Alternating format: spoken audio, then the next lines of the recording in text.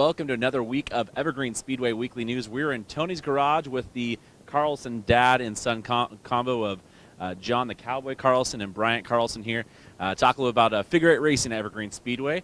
Thank you guys for coming on the show and being here with us today.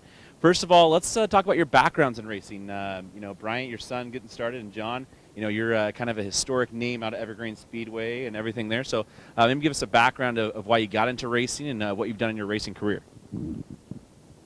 Well, I've always liked cars. I grew up working on cars with my dad, wrenching on motors and things like that, and just kind of always been a car guy, doing the old hot rods and stuff in the 90s like we used to do, having fun with those. And then ended up getting into some racing and did a bunch of demo derbies when I first started, and bought a figure eight car from a buddy of mine, Kenny Shoecar, that's out there a lot with the Shoecar family, and been going strong ever since. And Bryant, yours is kind of an easy transition here you're with your dad racing. Let's just talk about your kind of racing background and what you've done along the way. I started out in Stingers around 2012. I bought my first car from James Conley, and I got rid of that one pretty soon and bought Nicole Pollard's Prelude that she had and raced that in 2013 all year. And then I stopped and ended up purchasing Greg Scott's Outlaw car and sat on that for a little bit and waited to build it, and it took me quite a bit because I didn't have hardly anything for it. So now I'm finally got it done, thanks to Tony for giving me a motor to make opening night. But yeah, it's been pretty fun. You have a historic name, John and Cowboy. So why exactly did they call you John the Cowboy Carlson?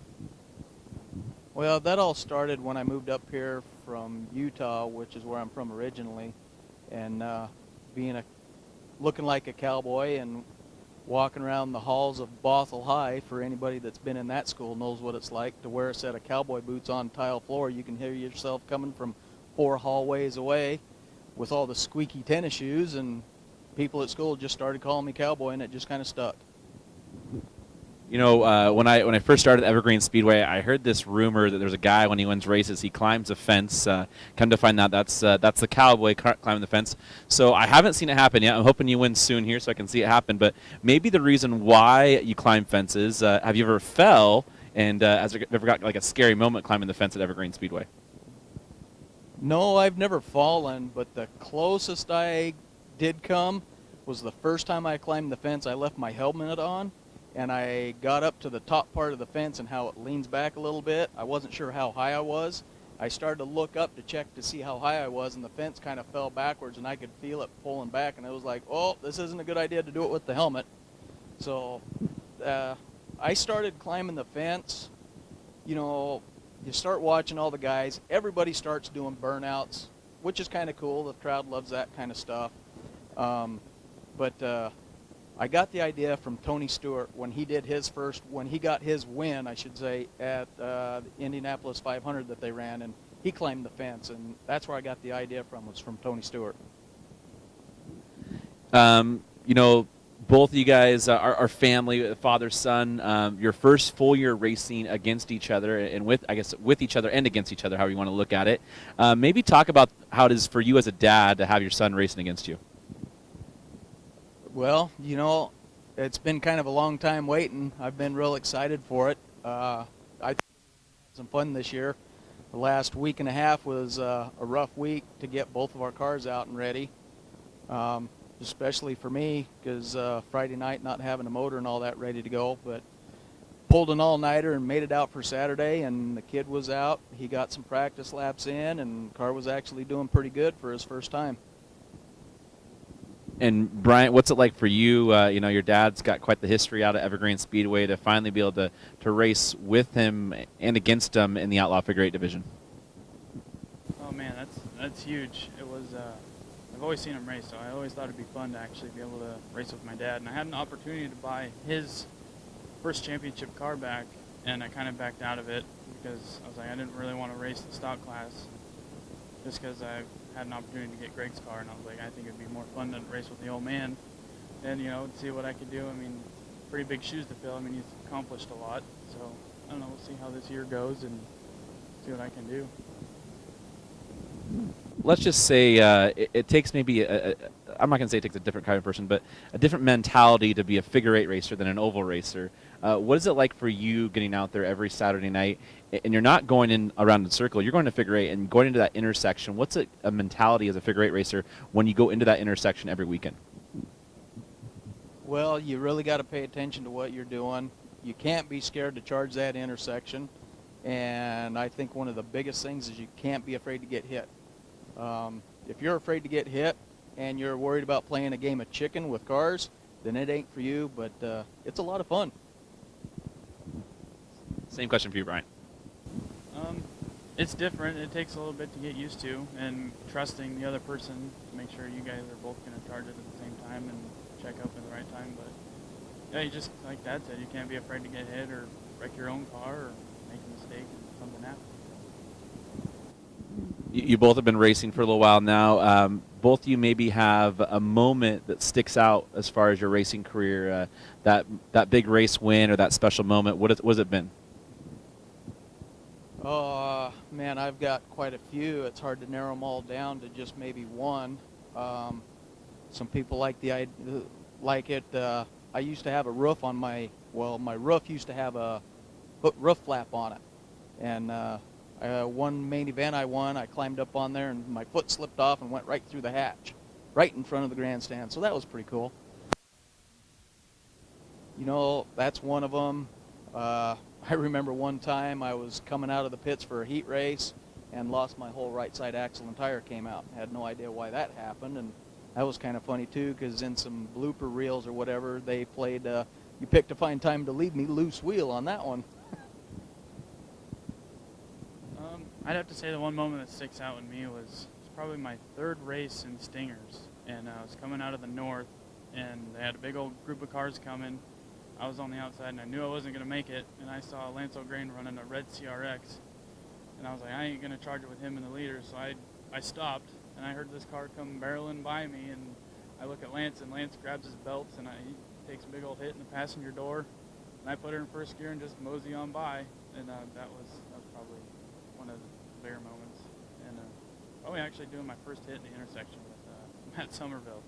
Hit him in the intersection, and I ruined my radiator that night. So the intersection is known as one of the most dangerous intersections on the planet.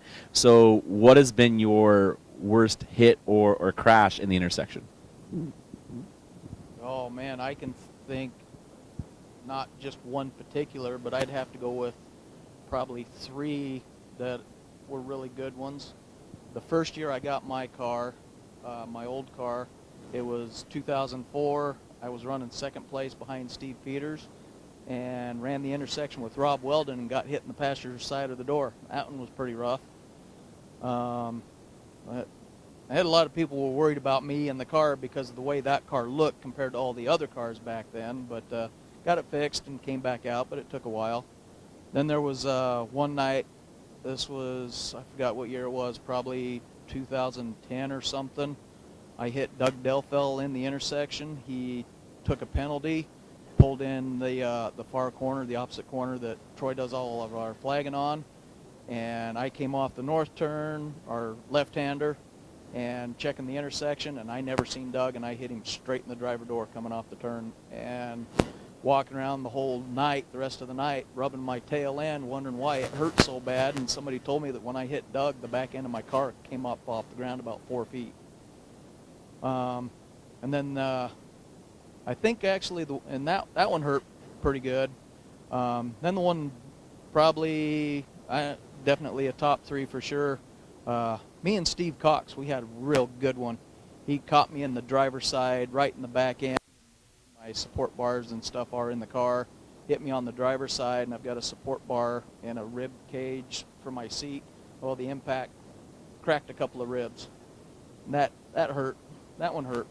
But we had a good laugh about it the next week and talked about some things. And he told me, I went and looked at his car. We got these little Allen heads that hold the plate on for the axle tube to slide out, and one of my Allen heads was embedded in his front bumper, and they left it there. And they told me about it, and I went over and wrote with a Sharpie on his bumper, "Cowboy was here."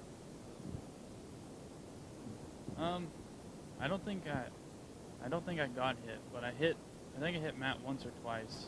And one time he was coming out of the left-hander, I was coming out of the right-hander, and I thought I would judge it just right where I would just tuck right behind him.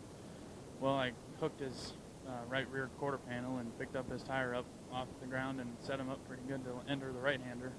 But that was probably my only decent hit that I did on accident. I don't think I've been hit yet, but this year hasn't ended, so we never know. You guys are family, but your family's a little bit bigger than that, and then you also have the people that help support you racing. Maybe talk about your family and the people that support you through now and throughout the years of your racing careers.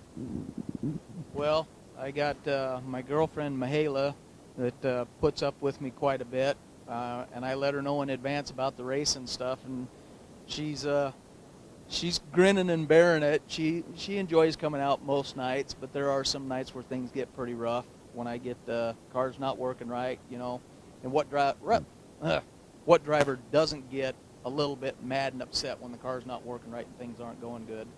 And then my buddy Tony Hill, here in his Tony's Garage, as we call it, he's really helped me out a whole bunch because I don't have a shop or a garage or anything to work out at anymore, and me and Tony are working on each other's cars down here and having a good old time with each other. And the years that I've spent working on cars in this garage with other people, it's been a lot of fun down here. And then my buddy, we call him Hawk because his name's John also, John Archambault. So people holler John, and both of us tend to turn our heads, so that's another reason why it's Cowboy and Hawk. But he's been with me for years. Some people would say we're almost like a married couple, the way we argue back and forth with each other. It can be pretty comical sometimes. But he helps me out a ton, especially this last Friday and Saturday. Without him and without Tony, I wouldn't have made it out last Saturday at all. Bryant's helped me out a bit. I got family that comes out and watches me occasionally. My mom and dad come out every so often and watch. But that's about it. That's about all I got. Just my good group of people I got with me. My dad's helped me quite significantly with, he took the whole last week off of work to make sure my car would get done while I'm out working, because I got to afford to be able to do this somehow. Then we found out we weren't going to be able to get my motor done, so Tony offered up his spare motor, and if it wasn't for him, I probably wouldn't even make it for opening night or 60 minutes coming up. So huge thanks to him.